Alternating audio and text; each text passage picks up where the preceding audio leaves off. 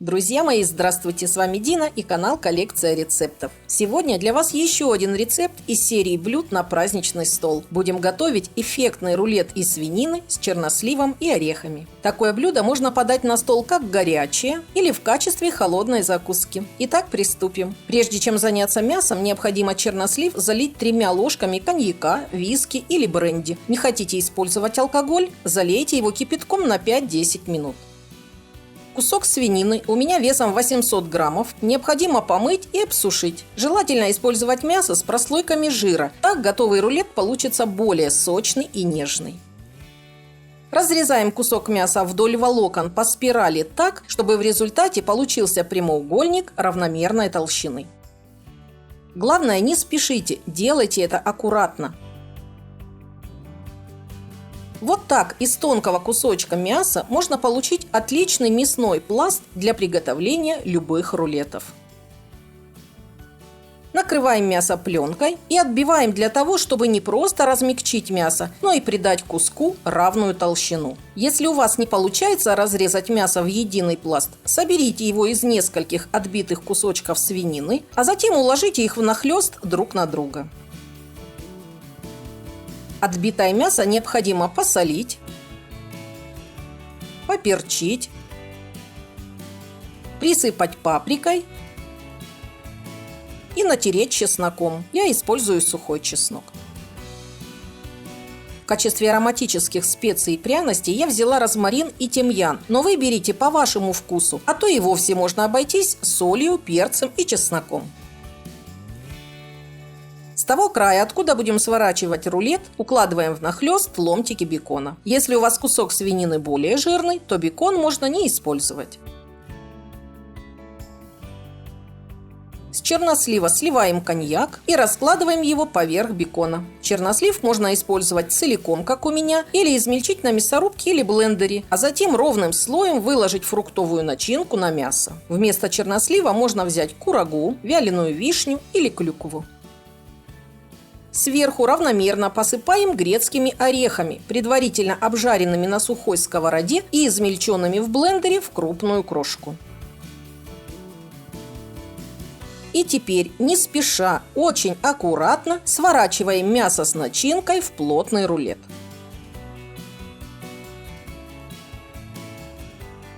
Перевязываем рулет кулинарной нитью или шпагатом так, чтобы при обжаривании он не развалился.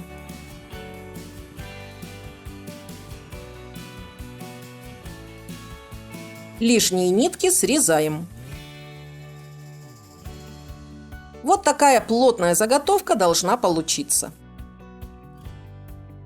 Теперь устанавливаем сковороду на плиту, вливаем буквально 1 ложку масла и хорошо разогреваем. Выкладываем рулет в горячую сковороду и обжариваем со всех сторон, включая срезы, до румяной корочки.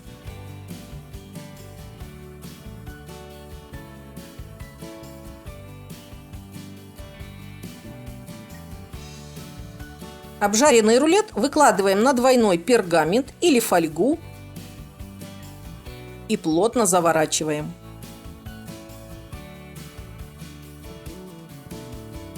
Перекладываем на решетку, противень или форму для запекания и отправляем в аэрофритюрницу или духовку, разогретую до 180 градусов на 40-60 минут в зависимости от размеров рулета. Через час достаем рулет. Разворачиваем и срезаем нитки.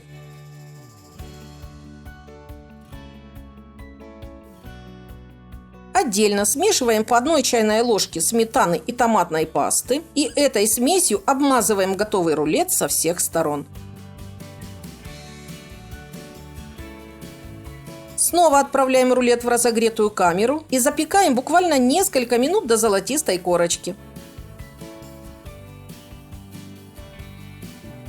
Мне хватило 10 минут. Если вы планируете подавать рулет в качестве горячего, переложите его на сервировочное блюдо и подавайте целиком, нарезая уже на столе. А если рулет готовился в качестве холодной закуски, его следует полностью остудить, а затем нарезать поперек на кусочки толщиной 5-6 мм. Друзья, я показала вам один из принципов приготовления мясных рулетов, а в качестве начинки для них можно использовать абсолютно любые продукты, которые вам нравятся. Сыр, грибы, зелень, обжаренную морковь с луком, вяленые помидоры и болгарский перец. В общем, все на ваш вкус. Очень хочется, чтобы такое нарядное блюдо было не просто украшением вашего праздничного стола, но и доставило вам и вашим гостям истинное удовольствие. Желаю всем приятного аппетита. Друзья, если это видео было вам полезным, не забудьте поставить лайк. Спасибо, что делитесь моими рецептами и оставляете свои комментарии. Если вы еще не подписаны на YouTube-канал «Коллекция рецептов», непременно подпишитесь и нажмите на колокольчик, чтобы не пропустить мои новые видео. У меня на канале есть различные плейлисты, в том числе с рецептами на праздничный стол. Все ссылки на экране и в описании. Оставайтесь со мной, впереди вас ждет много интересных и вкусных рецептов. С вами была Дина, до новых встреч!